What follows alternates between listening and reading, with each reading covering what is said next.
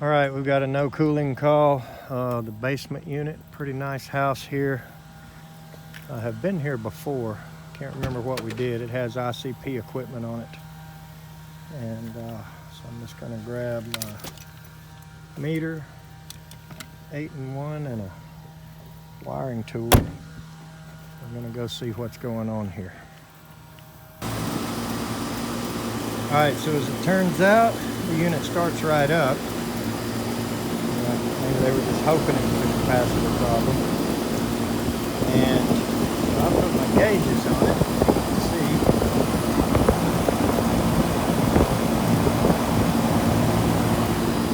So we have extremely high superheat, low suction, maybe a little bit of high head pressure, but I'm not going to worry about that quite yet. I'm sure this coil is not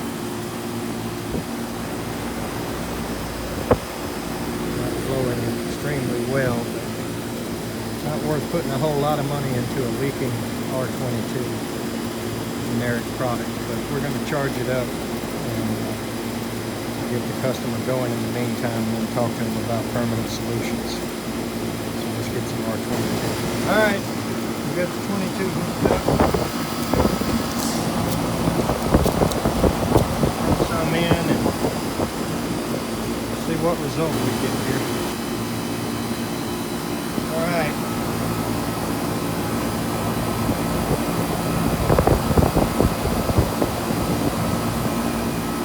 Probably going to add a little bit more. Got it up to 67 suction and about 228 on the head. Take a look inside and see. I don't remember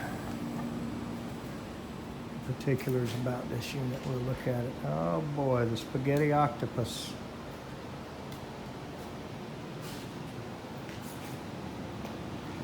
So hopefully that's not the motor side. If I remember right on these comfort takers, ICP furnaces, the motor is on this side of the blower, which that's what we could hope for. And in that case, this return being cut straight into the cabinet really is not detrimental. Boy, that's strange right there. I don't know if that's going to get a whole lot of air up this little duct coming right out of the collar there, or whatever. They got a little short piece of pipe, I guess. Two other small 6s and an 8.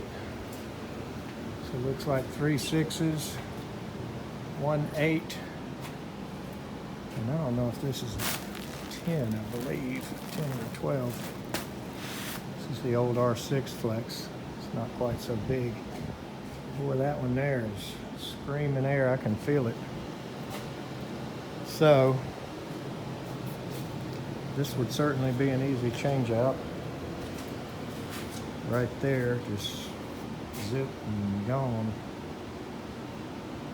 So I'm going to imagine that this refrigerant leak will be something that we'll be nursing for a year or two. It is definitely not worth looking for the leak. I mean, you guys that crack on us for doing gas and goes on R22, and you think you're, that we're not doing the right kind of service work by not fixing an R22 leak. I mean, that's just a complete difference of business opinion. It's just not a sound repair, in my opinion, to make any type of major repair on an R22 system. That's my opinion, and I'm sticking to it. But regardless, you saw how low it was, so I think it's probably a slow enough leak that he can probably gas it up once a year and squeeze who knows how much longer out of it. This is a nice house, and people that live in nice houses are pretty hard to get money out of. And I remember looking at the top floor when I was here before, and I can remember it not being near big enough. It's a 42. I can remember looking at it and counting up everything in the house and proposing to replace it with a 5-ton. I'm just going off memory, but anyway, let's add a little bit more gas.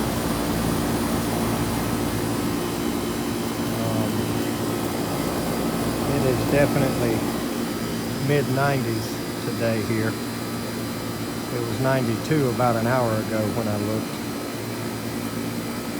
I'm going to guess it's that or better now.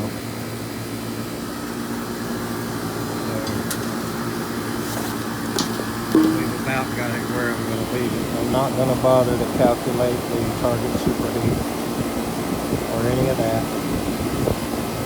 This is a leaking system. Basically a gas and go, but we're going to of course propose a quote for replacement. But when we did it on this one, it's still sitting here, and that's been a couple of years. But it's not leaking refrigerant. It's just running non-stop and never getting below 78, or at least that was the case when I was here a couple of years ago. And this one here obviously was frozen up and not performing last night, so he turned it off. Thank God he turned it off. I didn't have to deal with de-icing it.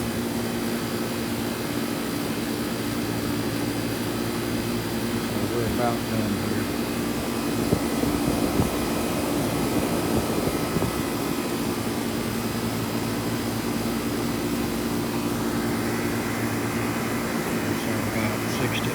Suction.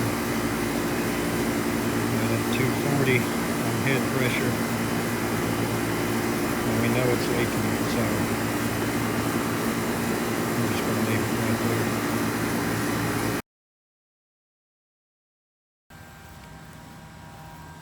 there. All right, so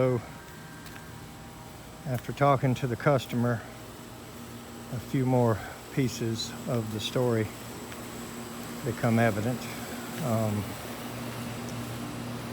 The basement unit that we're working on now has really never leaked before or given trouble for its entire life.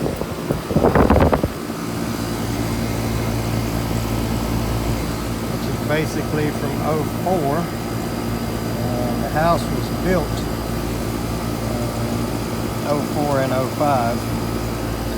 05 when he moved in.